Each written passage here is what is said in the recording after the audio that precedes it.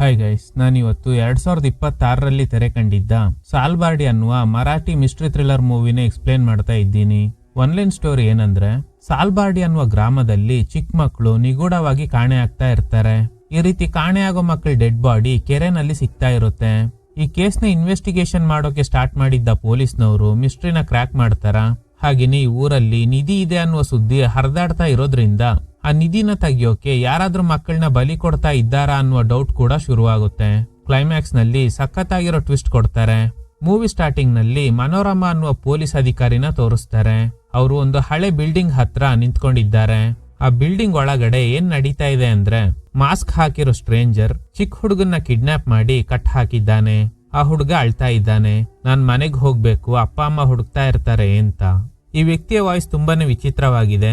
ನಿನ್ನಿಂದ ಮಾತ್ರ ನಾವ್ ಅನ್ಕೊಂಡಿದ್ನ ಸಾಧಿಸೋದಕ್ಕೆ ಸಾಧ್ಯ, ನಮ್ಗೆ ಸಹಾಯ ಮಾಡು ಅಂತ ಅವನ್ನ ಸಾಯಿಸ್ಬಿಡ್ತಾನೆ. ಈಗ ಒಂದು ಫ್ಲಾಶ್ ಬ್ಯಾಕ್. ಒಬ್ಬ ವ್ಯಕ್ತಿ ತುಂಬಾನೇ ಖುಷಿಯಾಗಿದ್ದಾನೆ, ಯಾಕಂದ್ರೆ ಅವ್ರ ತಂದೆ ಆಗ್ತಿದ್ದಾರೆ. ಆ ಮಗುನ್ ನೋಡಿದ ತಕ್ಷಣ ಯಾಕೋ ಅಪ್ಸೆಟ್ ಆಗ್ತಾನೆ. ಆ ಮಗುನ ನರ್ಸ್ ಕೈಲ್ ಕೊಟ್ಟು ಅಲ್ಲಿಂದ ಹೋಗ್ತಾನೆ.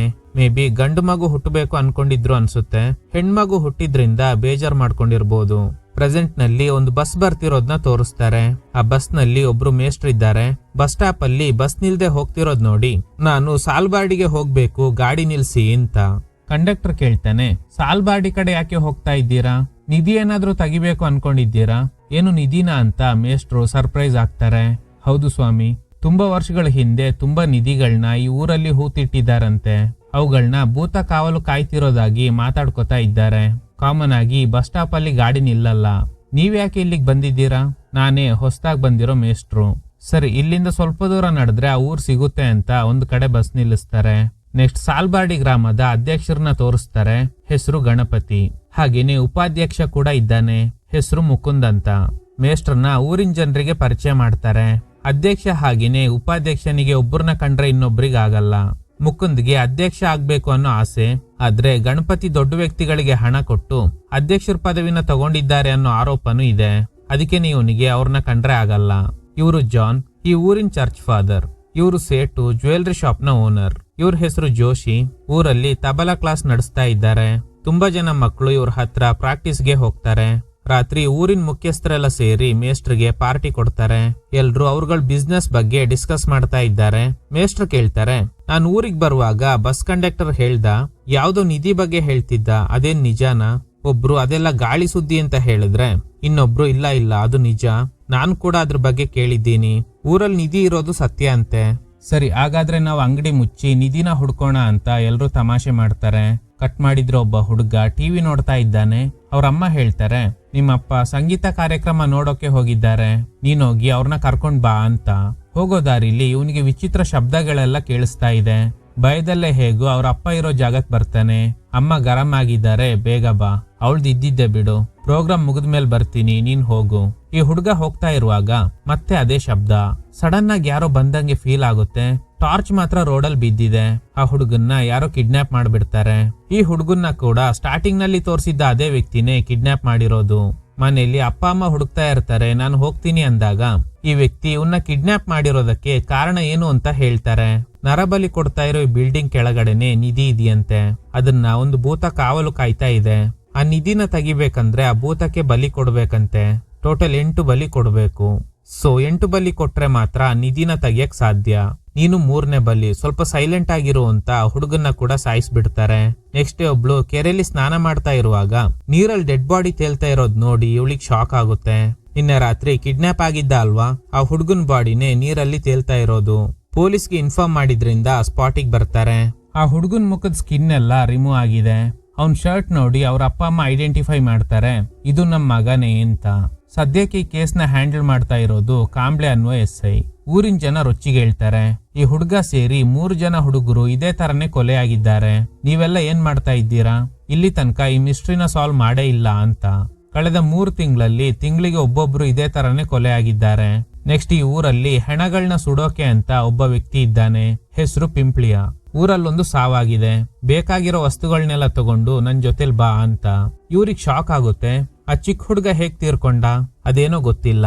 ರಾತ್ರಿ ನಿಗೂಢವಾಗಿ ಕಾಣೆಯಾಗಿ ಬೆಳಗ್ಗೆ ಕೆರೆಯಲ್ಲಿ ಶವವಾಗಿ ಪತ್ತೆಯಾಗಿದ್ದಾನೆ. ಕಟ್ ಮಾಡಿ ಮಿನಿಸ್ಟರ್ನ ತೋರಿಸ್ತಾರೆ. ಉಪಾಧ್ಯಕ್ಷ ಮುಕುಂದ್ ಇವ್ರಿಗೆ ಕಾಲ್ ಮಾಡಿ ಇಲ್ಲಿ ತನಕ 3 ಜನ ಮಕ್ಕಳು ಕೊಲೆ ಆಗಿರೋ ವಿಷಯನ ಹೇಳ್ತಾನೆ. ಸರಿ, ನಾಳೆ ಬರ್ತೀನಿ. ನೆಕ್ಸ್ಟ್ ಡೇ ಮಿನಿಸ್ಟರ್ ಊರಿಗೆ ಬಂದಾಗ ಜನ ಕಾತುರದಿಂದ ಕಾಯ್ತಾ ಇದ್ದಾರೆ. ಇವ್ರು ನಮ್ಗೆ ಏನಾದ್ರೂ ಪರಿಹಾರ ಕೊಡ್ಬೋದು ಅಂತ. ಮಿನಿಸ್ಟರ್ ಹೇಳ್ತಾರೆ, ಯುವ ನಾಯಕ ಮುಕುಂದ್ ಜೊತೆಲಿ ಮಾತಾಡಿದ್ದೀನಿ, ಬಾಕಿ ವಿಷಯ ಅವ್ನ್ ನೋಡ್ಕೊತಾನೆ, ನೀವೇನು ಚಿಂತೆ ಮಾಡಬೇಡಿ ಅಂತ. ಮುಕುಂದ್ ಹತ್ರ ಈ ವಿಷಯನ ದೊಡ್ಡದು ಮಾಡಿ ರಾಜಕೀಯ ಲಾಭ ಪಡೆಯೋ ಪ್ರಯತ್ನ ಮಾಡ್ಬೇಕು. ನೀನ್ ನನಗೆ ಸಪೋರ್ಟ್ ಮಾಡಿದ್ರೆ ಈ ಊರಿಗೆ ನೀನೇ ನಾಯಕ ಆಗ್ತೀಯಾ ಅಂತ. ಮಿನಿಸ್ಟರ್ ಹೈಯರ್ ಅಫಿಷಿಯಲ್ಸ್ ಜೊತೆ ಸಾಲ್ಬಾರ್ಡಿನಲ್ಲಿ ನಡೀತಾ ಇರೋ ಘಟನೆ ಬಗ್ಗೆ ಹೇಳ್ತಾರೆ. ನಿರಂತರವಾಗಿ 3 ಜನ ಮಕ್ಕಳು ಮಿಸ್ಟೀರಿಯಸ್ ಆಗಿ ಸತ್ತೋಗಿದ್ದಾರೆ. ಕಿಲ್ಲರ್ ಚಿಕ್ಕ ಹುಡುಗರನ್ನ ಟಾರ್ಗೆಟ್ ಮಾಡ್ತಿದ್ದಾನೆ. ಇಡೀ ಗ್ರಾಮದ ಜನ ತುಂಬಾನೇ ಹೆದರ್ಕೊಂಡಿದ್ದಾರೆ. ಲೋಕಲ್ ಪೊಲೀಸ್ ಸರಿಯಾಗಿ ಎಂಕ್ವೈರಿ ಮಾಡ್ತಿಲ್ಲ. ಸ್ಪೆಷಲ್ ಆಫೀಸರ್ನ ಊರಿಗೆ ಕಳಿಸಿದ್ರೆ ಆದಷ್ಟು ಬೇಗ ಕೇಸ್ ಸಾಲ್ವ್ ಆಗ್ಬೋದು ಅಂತ ಆ ಗ್ರಾಮಕ್ಕೆ ಮನೋರಮಾ ಅನ್ನುವ ಪೊಲೀಸ್ ಅಧಿಕಾರಿನ ಕಳಿಸ್ತಾರೆ. ಇವರಿಗೊಬ್ಬ ಮಗನೂ ಇದ್ದಾನೆ, ಹೆಸರು ರಿಷಬ್. ಪಕ್ಕದ ಮನೆ ಲೇಡಿನ ಮೇಡ್ ಆಗಿ ಹೈರ್ ಮಾಡ್ತಾರೆ. ಊರಲ್ಲಿ ಮಕ್ಕಳು ಕಾಣೆ ಆಗ್ತಾ ಇರೋದ್ರಿಂದ ನನ್ ಮಗನ್ ಕೂಡ ನೀನೇ ನೋಡ್ಕೋಬೇಕು ಅಂತ. ಅದಿರ್ಲಿ, ನಿಮ್ ಹಸ್ಬೆಂಡ್ ಬಂದಿಲ್ವಾ? ಮನೋರಮಾ ಹೇಳ್ತಾರೆ, ನಾನು ಪ್ರೆಗ್ನೆಂಟ್ ಆಗಿರುವಾಗ್ಲೇ ನನ್ನ ಬಿಟ್ಟು ಹೋದ್ರು. ನಿಮ್ ಗಂಡ ಬಿಟ್ಟೋದ್ರು, ನನ್ ಗಂಡನ್ನ ನಾನೇ ಓಡಿಸ್ಬಿಟ್ಟೆ. ನಮ್ಮಿಬ್ಬರ ಕಥೆನೂ ಒಂದೇ ತರನೇ ಇದೆ ಬಿಡಿ. ಕಾಂಬ್ಳೆ ಹತ್ರ ಒಬ್ರು ತಾತ ಕಂಪ್ಲೇಂಟ್ ಕೊಡ್ತಾರೆ, ನಮ್ ಹಸುನ ಯಾರೋ ಕೊಂದ್ಬಿಟ್ಟಿದ್ದಾರೆ ಅಂತ. ಅದು ನೋಡೋಕೆ ಅನಿಮಲ್ ಅಟ್ಯಾಕ್ ತರ ಇಲ್ಲ, ಆದ್ರೆ ಇವರು ಅದ್ರ ಬಗ್ಗೆ ತಲೆ ಕೆಡ್ಸ್ಕೊಳಲ್ಲ. ಆಫೀಸ್ ನಲ್ಲಿದ್ದ ಮನೋರಮಾ ಕಾಂಬ್ಳೆ ಮಾತುಗಳನ್ನ ಕೇಳಿಸ್ಕೊತಾರೆ.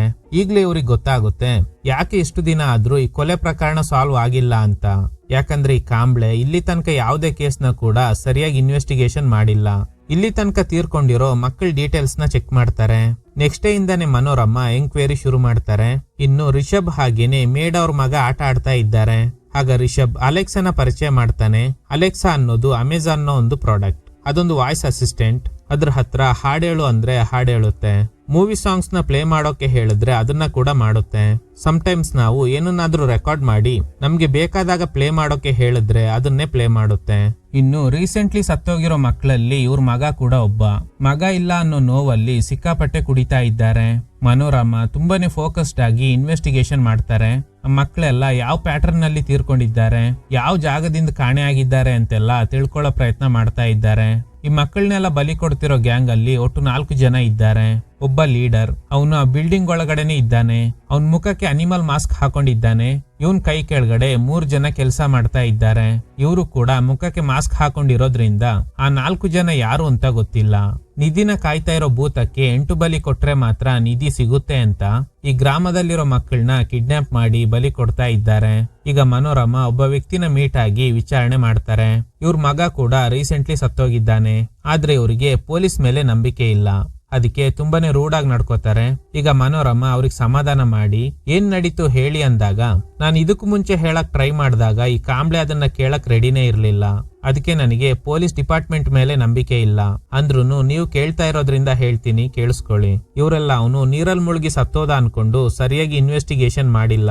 ನಾನು ನನ್ ಮಗನಿಗೆ ಈಜೋದ್ನ ಕಲ್ಸಿದ್ದೆ. ಅವ್ನ್ ಸಖತ್ತಾಗಿ ಈಜಾಡ್ತಾ ಇದ್ದ. ಹೀಗಿರುವಾಗ ಅವ್ನ್ ನೀರಲ್ಲಿ ಮುಳುಗಿ ಸಾಯೋದಕ್ಕೆ ಹೇಗ್ ಸಾಧ್ಯ?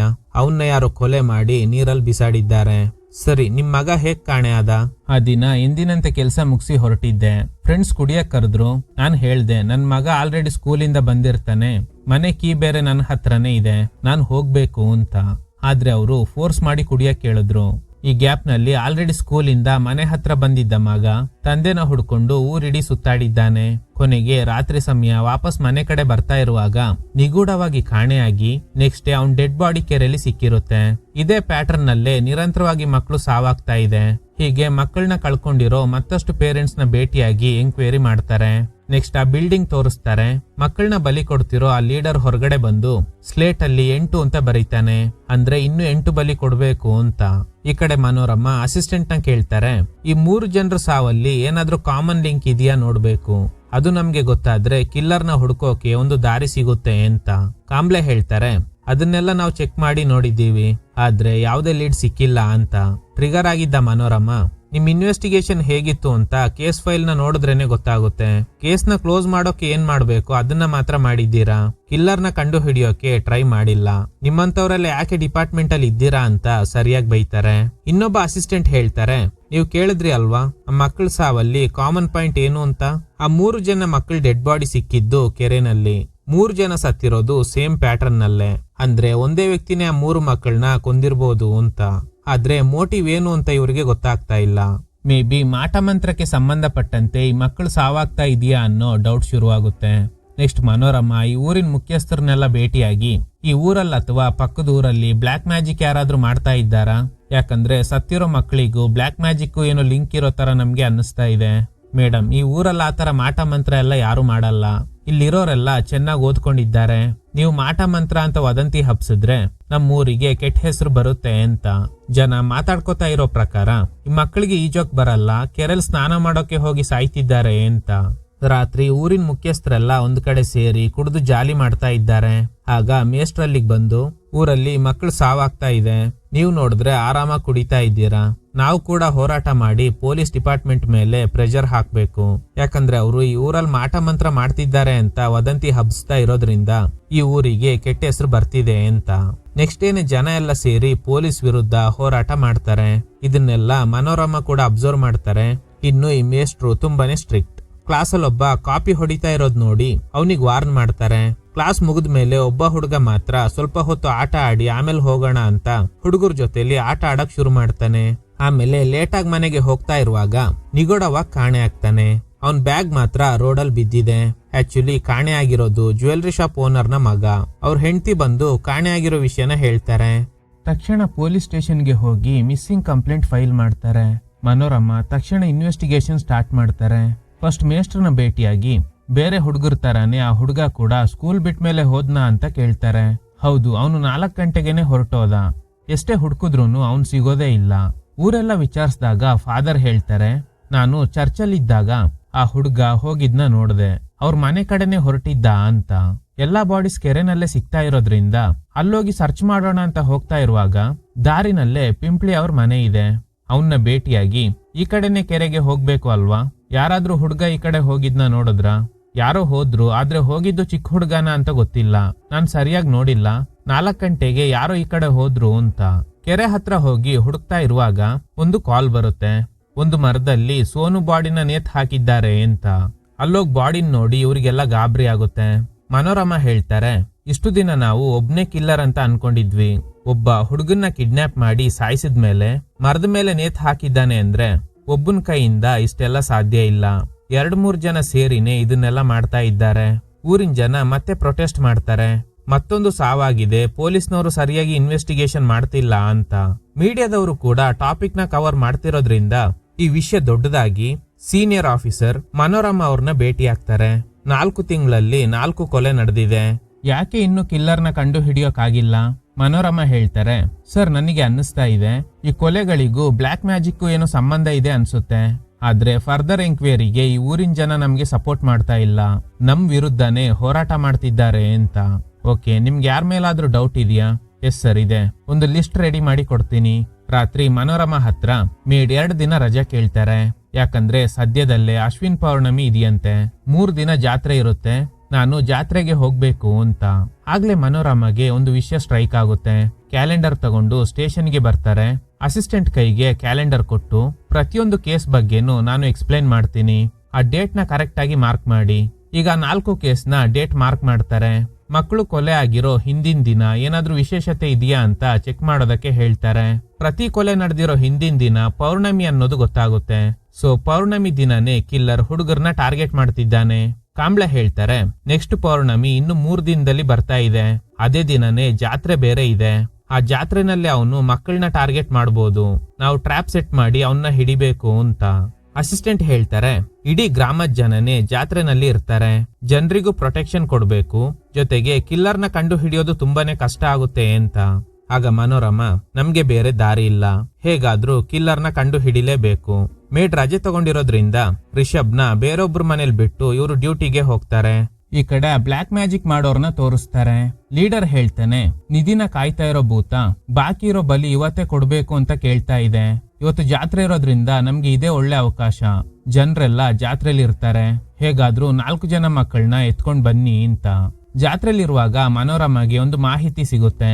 ಅದೇನಂದ್ರೆ ಒಂದ್ ಕಡೆ ಗೋಡೆ ಕುಸಿದು ಕೆಲವು ಮಕ್ಕಳಿಗೆ ಗಾಯ ಆಗಿದೆ, ಅದ್ರಲ್ಲಿ ಇವ್ರ ಮಗ ರಿಷಬ್ ಕೂಡ ಸಿಗಾಕೊಂಡಿದ್ದಾನೆ ಅಂತ. ಹಾಸ್ಪಿಟಲ್ ನಲ್ಲಿ ಹೋಗಿ ಚೆಕ್ ಮಾಡಿದಾಗ ಬೇರೆ ಹುಡುಗರು ಇದ್ದಾರೆ, ಆದ್ರೆ ರಿಷಬ್ ಇಲ್ಲ. ನನ್ ಮಗ ಎಲ್ಲಿ ಅಂತ ಕೇಳಿದಾಗ ಅವ್ನ್ ನಮ್ ಜೊತೆಲ್ ಬಂದಿಲ್ಲ ಅಂತ ಒಬ್ಬ ಹುಡುಗ ಹೇಳ್ತಾನೆ. ಮತ್ತೆ ಜಾತ್ರೆ ನಡೀತಾ ಇರೋ ಜಾಗಕ್ಕೆ ಬಂದು ಹುಡುಕ್ತಾರೆ. ಆಗ್ಲೇ ಮೇಡ್ ಅವ್ರ ಮಗ ಕೂಡ ಕಾಣೆ ಆಗಿದ್ದಾನೆ ಅನ್ನೋದು ಗೊತ್ತಾಗುತ್ತೆ. ಫೈನಲಿ ರಿಷಬ್ ಸಿಗ್ತಾನೆ. ಈಗ ಮೇಡ್ ನ ಮಗನಿಗೋಸ್ಕರ ಹುಡುಕಾಟ ನಡೆಸ್ತಾರೆ. ಮೈಕಲ್ಲು ಅನೌನ್ಸ್ ಮಾಡ್ತಾರೆ, ಆ ಹುಡುಗನ ಹೆಸರು ಹೇಳಿ ಎಲ್ಲಾದ್ರೂ ಇದ್ರೆ ಬಾ ಅಂತ. ಆದ್ರೆ ನೋ ಯೂಸ್, ಅವ್ನ್ ಸಿಗೋದೇ ಇಲ್ಲ. ಅದಕ್ಕೆ ಮನೋರಮ್ಮ ಜಾತ್ರೆಯಿಂದ ಹೊರಗಡೆ ಬಂದು ಹುಡ್ಕೋದಕ್ಕೆ ಹೋದಾಗ ಕಾಣೆಯಾಗಿದ್ದ ಹುಡುಗ ಸಿಗ್ತಾನೆ. ಅವನ್ನ ಕರ್ಕೊಂಡೋಗಿ ಸ್ಟೇಷನ್ ನಲ್ಲಿ ಎಂಕ್ವೈರಿ ಮಾಡ್ತಾರೆ. ಈ ಹುಡುಗ ಹೇಳ್ತಿರೋ ಪ್ರಕಾರ ಅವನ್ನ ಗೋಣಿ ಚೀಲದಲ್ಲಿ ಹಾಕಿ ಎತ್ಕೊಂಡೋಗಿದ್ರಂತೆ. ಆ ಜಾಗ ನೋಡೋಕೆ ಹಳೆ ಬಿಲ್ಡಿಂಗ್ ತರ ಇತ್ತು. ಆ ಗೋಣಿ ಚೀಲದಲ್ಲಿ ತೂತ್ ಬಿದ್ದಿದ್ರಿಂದ ನನಗೆ ಅವರು ಕಾಣಿಸ್ತಾ ಇದ್ರು. ಅವರೆಲ್ಲ ವಿಚಿತ್ರ ಮಾಸ್ಕ್ ಗಳನ್ನ ಹಾಕೊಂಡಿದ್ರು. ಸೊ ಮನೋರಮ ಅಂಡ್ ಟೀಮ್ ಆ ಮಾಸ್ಕ್ ಯಾವ್ದು ಅಂತ ಕಂಡು ಹಿಡಿದ್ರೆ ಏನಾದ್ರೂ ಲೀಡ್ ಸಿಗ್ಬೋದು ಅಂತ ಗೆಸ್ ಮಾಡ್ತಾರೆ. ಲಾಸ್ಟ್ ಇಯರ್ ಇಲ್ಲಿ ಒಂದು ಕಲ್ಚರಲ್ ಪ್ರೋಗ್ರಾಮ್ ನಡೆದಿದೆ. ಆ ಫೋಟೋಸ್ ನ ಇವನಿಗೆ ತೋರಿಸಿದಾಗ ಒಂದು ಫೋಟೋನ ನೋಡಿ ಇದೇ ತರದ ಮಾಸ್ಕ್ ಹಾಕಿದ್ರು ಅಂತ ಹೇಳ್ತಾನೆ. ಅಷ್ಟೇ ಅಲ್ಲದೆ ಡೀಮನ್ ತರ ಒಬ್ಬ ಇದ್ದ. ಅವನ್ ವಾಯ್ಸ್ ತುಂಬಾನೇ ವಿಚಿತ್ರವಾಗಿತ್ತು ಅಂತ. ಅಂದ್ರೆ ಆ ಗುಂಪಿಗೊಬ್ಬ ಲೀಡರ್ ಇದ್ದಾನೆ ತಾನೆ, ಅವನ್ ಬಗ್ಗೆನೇ ಈ ಹುಡುಗ ಹೇಳ್ತಿರೋದು. ಅವನ್ ಕೈಯಲ್ಲಿದ್ದ ಒಂದು ಸ್ಟಿಕ್ ಬಗ್ಗೆನೂ ಹೇಳ್ತಾನೆ. ಅವರೆಲ್ಲ ಒಳಗಡೆ ಮಾತಾಡ್ತಾ ಇರುವಾಗ ನಾನು ಅಲ್ಲಿಂದ ತಪ್ಸ್ಕೊಂಡ್ ಬಂದ್ಬಿಟ್ಟೆ ಅಂತ. ಆಗ ಕಾಂಬ್ಳೆ ಹೇಳ್ತಾರೆ, ಪಿಂಪ್ಲಿಯ ಇದ್ದಾನಲ್ಲ ಅವನ್ ಹತ್ರನು ಈ ಹುಡುಗ ಹೇಳಿದ ತರಾನೇ ಇರೋ ಸ್ಟಿಕ್ ಇದೆ ಅಂತ. ಈಗ ಪಿಂಪ್ಲಿಯನ್ನ ಸ್ಟೇಷನ್ಗೆ ಕರೆಸಿ ಎಂಕ್ವೈರಿ ಮಾಡ್ತಾರೆ. ಮಕ್ಕಳನ್ನ ಯಾಕೆ ಕಿಡ್ನಾಪ್ ಮಾಡ್ತಾ ಇದ್ದೀರಾ? ಮೇಡಮ್, ನಾನ್ ಯಾರನ್ನು ಕಿಡ್ನಾಪ್ ಆಗ್ಲಿ ಕೊಲೆ ಆಗ್ಲಿ ಮಾಡಿಲ್ಲ. ನಾನ್ ಕಿಡ್ನಾಪ್ ಮಾಡ್ದ ಅಂತ ಕೇಳಿದೆ ಅಷ್ಟೇ, ಕೊಲೆ ಮಾಡ್ದ ಅಂತ ಕೇಳೇ ಇಲ್ವಲ್ಲ. ಸೊ ಇವನ್ ಮೇಲೆ ಡೌಟ್ ಬಂದಿದ್ರಿಂದ ಸರಿಯಾಗಿ ಚಾರ್ಜ್ ಮಾಡ್ತಾರೆ. ಈ ಕಡೆ ಆ ಲೀಡರ್ ಕೈ ಕೆಳಗಡೆ 3 ಜನ ಕೆಲಸ ಮಾಡ್ತಿದ್ದಾರೆ ಅಲ್ವಾ, ಅವ್ರು ಮಾತಾಡ್ಕೋತಾರೆ. ಪಿಂಪ್ಲಿಯನ್ನ ಪೊಲೀಸ್ನವರು ಅರೆಸ್ಟ್ ಮಾಡಿದ್ದಾರೆ. ನಾವ್ ಇವತ್ತೇ 4 ಬಲಿ ಕೊಡ್ಬೇಕು, ಇಲ್ಲ ಅಂದ್ರೆ ನಿಧಿನ ತೆಗಿಯಕ್ ಆಗಲ್ಲ ಅಂತ. ಈ ಕಡೆ ಪಿಂಪ್ಲಿಯ ನನಗೇನು ಗೊತ್ತಿಲ್ಲ ಅಂತಿದ್ದಾನೆ. ಏನು ಮಾಡದೆ ಇರೋನ್ಗೆ ಈ ಡೀಮನ್ ಆಕಾರದ ಕೋಲಿನ ಅವಶ್ಯಕತೆ ಏನಿದೆ? ಇದೇ ತರದ ಕೋಲ್ನ ನೋಡಿರೋದಾಗಿ ಕಾಣೆಯಾಗಿ ಸಿಕ್ಕಿದ್ದ ಹುಡುಗ ಹೇಳಿರ್ತಾನೆ. ಅದಕ್ಕೆ ಇವನ್ ಮೇಲೆ ಡೌಟ್. ಆದ್ರೆ ಇವನು ನನಗೇನು ಗೊತ್ತಿಲ್ಲ ಅಂತಿದ್ದಾನೆ. ಆಗ್ಲೇ ಮನೋರಮ ಒಂದು ಪ್ಲಾನ್ ಮಾಡ್ತಾರೆ. ಈ ತರದ ವ್ಯಕ್ತಿಗಳು ಭೂತ ಪ್ರೇತದ ಮೇಲೆ ನಂಬಿಕೆ ಇಟ್ಟಿರ್ತಾರೆ. ಅದಕ್ಕೆ ಅಲೆಕ್ಸಾಗೆ ಇವನ್ ಬಗ್ಗೆ ಮೊದಲೇ ಡೇಟಾನ ಫೀಡ್ ಮಾಡಿ ಅದನ್ನ ಗೊಂಬೆ ಒಳಗಡೆ ಇಡ್ತಾರೆ. ಈಗ ಇವರು ಅಲೆಕ್ಸಾ ಹತ್ರ ಪಿಂಪ್ಲಿಯ ಬಗ್ಗೆ ಏನೇ ಕೇಳಿದ್ರು ಅದು ಉತ್ತರ ಕೊಡೋದಕ್ ಶುರು ಮಾಡುತ್ತೆ. ಆಗ ಇವನು ಮಾತಾಡ್ತಾ ಇರೋದು ಯಾವ್ದೋ ಪ್ರೇತಾತ್ಮ ಅನ್ಕೊಂಡು ಸತ್ಯ ಹೇಳ್ಬೋದು ಅಂತ. ಸ್ಟಾರ್ಟಿಂಗ್ ನಲ್ಲಿ ಇವನು ಇದು ಯಾರ ಆತ್ಮ, ಇದಕ್ಕೆ ಹೇಗೆ ನನ್ನ ಬಗ್ಗೆ ಗೊತ್ತು ಅಂತೆಲ್ಲ ಕೇಳ್ತಾನೆ. ಈಗ ಸಡನ್ ಆಗಿ ಅವನ್ ವಾಯ್ಸ್ ಚೇಂಜ್ ಆಗುತ್ತೆ. ಆ ಗ್ರೂಪ್ ಲೀಡರ್ ಯಾವ ತರ ಮಾತಾಡ್ತಾ ಇದ್ನೋ ಅದೇ ತರನೇ ಇವನು ಕೂಡ ಮಾತಾಡ್ತಾ ಇದ್ದಾನೆ. ಆ ಭೂತನೇ ನರಬಲಿ ಕೊಡಕ್ಕೆ ಹೇಳ್ತು. 8 ಬಲಿ ಕೊಟ್ರೆ ಆ ನಿಧಿ ಕೊಡ್ತೀನಿ ಅಂತ ಹೇಳ್ತು. ಈಗ ಸಡನ್ ಆಗಿ ನಾರ್ಮಲ್ ಆಗಿ ನನಗೇನು ಗೊತ್ತಿಲ್ಲ, ನನ್ನ ಯಾಕೆ ವಿಚಾರಣೆ ಮಾಡ್ತಿದ್ದೀರಾ ಅಂತ ಕೇಳ್ತಾನೆ. ಇವನ್ ನಡವಳಿಕೆ ನೋಡಿ ಇವರಿಗೆಲ್ಲ ಗಾಬರಿ ಆಗುತ್ತೆ. ಇವತ್ ರಾತ್ರಿ ಒಳಗಡೆ ಇವನ್ ಪಾರ್ಟ್ನರ್ಸ್ ನ ಹಿಡಿಬೇಕು, ಇಲ್ಲ ಅಂದ್ರೆ ಮತ್ತಷ್ಟು ಮಕ್ಕಳು ಬಲಿಯಾಗೋ ಸಾಧ್ಯತೆ ಇದೆ. ಯಾವ ಜಾಗದಲ್ಲಿ ಇದನ್ನೆಲ್ಲ ಮಾಡ್ತಾ ಇದ್ದಾರೆ ಅನ್ನೋದನ್ನ ತಿಳ್ಕೊಂಡು ಅಲ್ಲಿಗೆ ಹೋದಾಗ ಆ 3 ಜನ ರೆಡ್ ಹ್ಯಾಂಡ್ ಆಗಿ ಸಿಗಾಕೋತಾರೆ. ಪೊಲೀಸ್ ಜೊತೆಗೆ ಇಡೀ ಊರಿನ ಜನ ಇದ್ದಾರೆ. ಅವ್ರ ಮುಂದೆ ಇವ್ರುಗಳ ಮಾಸ್ಕ್ ನ ತೆಗಿತಾರೆ. ಈಗ್ಲೇ ಶಾಕಿಂಗ್ ಟ್ವಿಸ್ಟ್ ಗಳು ರಿವೀಲ್ ಆಗುತ್ತೆ. ಆ 3 ಜನ ಯಾರಂದ್ರೆ ಊರಿನ ಉಪಾಧ್ಯಕ್ಷ ಮುಕುಂದ್, ಮೇಸ್ಟ್ರು ಅಂಡ್ ತಬಲಾ ಕ್ಲಾಸ್ ತೆಗಿತಾ ಇದ್ದ ಜೋಶಿ ಅಂಡ್ ಪಿಂಪ್ಲಿಯ, ಅವನೇ ಇವ್ರಿಗೆ ಲೀಡರ್. ಈ 4 ಜನ ಸೇರಿನೇ ಮಕ್ಕಳನ್ನ ಕಿಡ್ನಾಪ್ ಮಾಡಿ ಬಲಿ ಕೊಡ್ತಾ ಇದ್ರು. ನಿಧಿಗೆ ಆಸೆ ಪಟ್ಟು ಹಿಂಗೆಲ್ಲ ಮಾಡಿರ್ತಾರೆ. ಪೊಲೀಸ್ ಇದನ್ನೆಲ್ಲ ಕಂಡು ಹಿಡಿಬಾರ್ದು ಅಂತಾನೆ ಅವ್ರಗಳ ವಿರುದ್ಧನೇ ಪ್ರೊಟೆಸ್ಟ್ ಮಾಡೋದಕ್ಕೆ ಶುರು ಮಾಡಿರ್ತಾರೆ. ಈಗ 4 ಜನನ ಜೈಲಿಗೆ ಕಳಿಸ್ತಾರೆ. ಈಗ 2 ಹೆಂಗಸರು ಬಂದು ಮನೋರಮನ ಭೇಟಿಯಾಗಿ ಅಳ್ತಾ ಇದ್ದಾರೆ. ಪಿಂಪ್ಲಿಯ ಆ ತರದ ವ್ಯಕ್ತಿ ಅಲ್ಲ, ನಾವಿಬ್ರು ಅವನ್ ಹೆಂಡ್ತಿರು. ಅವರಿಗೆ ಮಕ್ಕಳಂದ್ರೆ ತುಂಬಾ ಇಷ್ಟ. ಅವ್ರು ಈ ರೀತಿ ಕೆಲಸ ಮಾಡೋಕ್ ಸಾಧ್ಯನೇ ಇಲ್ಲ. ಅವರಿಂದ ಒಂದು ಮಗುಗೆ ಜನ್ಮ ಕೊಡೋ ಶಕ್ತಿ ಇಲ್ಲ. ಅದಕ್ಕೇನೆ ಅವ್ರಿಗೆ ಮಕ್ಕಳಂದ್ರೆ ತುಂಬಾನೇ ಇಷ್ಟ ಅಂತ. ಮೂವಿ ಸ್ಟಾರ್ಟಿಂಗ್ ನಲ್ಲಿ ಒಂದು ಮಗುನ್ ನೋಡಿ ಅವ್ರಪ್ಪ ಬೇಜಾರ್ ಮಾಡ್ಕೊಂಡಿರ್ತಾರೆ, ನೆನ್ಪಿದ್ಯಾ? ಆ ಮಗು ಬೇರೆ ಯಾರು ಅಲ್ಲ, ಇದೇ ಪಿಂಪ್ಲಿಯ. ಹುಟ್ಟುವಾಗ್ಲೇ ಅವನಿಗೆ ಮರ್ಮಾಂಗ ಇರೋದಿಲ್ಲ. ಈ ವಿಷಯ ಯಾರಿಗೂ ಗೊತ್ತಾಗ್ಬಾರ್ದು ಅಂತ ಪಿಂಪ್ಲಿಯ 2 ಮದ್ವೆ ಆಗಿ ಚೆನ್ನಾಗಿ ನೋಡ್ಕೊಂಡಿರ್ತಾನೆ. ಈ ತರದ ವ್ಯಕ್ತಿ ಕೊಲೆ ಎಲ್ಲ ಮಾಡೋಕ್ ಸಾಧ್ಯನೇ ಇಲ್ಲ ಅಂತ.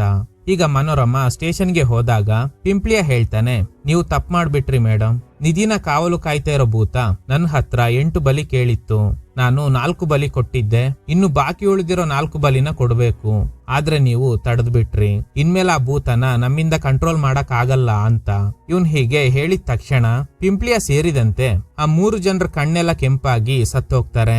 ಇದನ್ನೆಲ್ಲ ನೋಡಿ ಮನೋರಮಗೆ ಶಾಕ್ ಆಗುತ್ತೆ. ನೇರವಾಗಿ ಇವ್ರು ಬಲಿ ಕೊಡ್ತಿದ್ದ ಬಿಲ್ಡಿಂಗ್ ಹತ್ರ ಹೋಗ್ತಾರೆ. ಇದೇ ಸೀನ್ ನ ಮೂವಿ ಸ್ಟಾರ್ಟಿಂಗ್ ನಲ್ಲೂ ತೋರಿಸಿರ್ತಾರೆ. ಒಳಗಡೆ ಹೋದಾಗ ಬಿಲ್ಡಿಂಗ್ ಶೇಕ್ ಆಗುತ್ತೆ. ಅಲ್ಲಿದ್ದ ಬೇಸ್ಮೆಂಟ್ ಹೊಡೆದು ಒಳಗಡೆಯಿಂದ ಬೆಳಕು ಬರುತ್ತೆ. ಅದನ್ನ ನೋಡಿ ಹೆದ್ರಿದ್ದ ಮನೋರಮ ಈಗ ನಗ್ತಾ ಇದ್ದಾರೆ.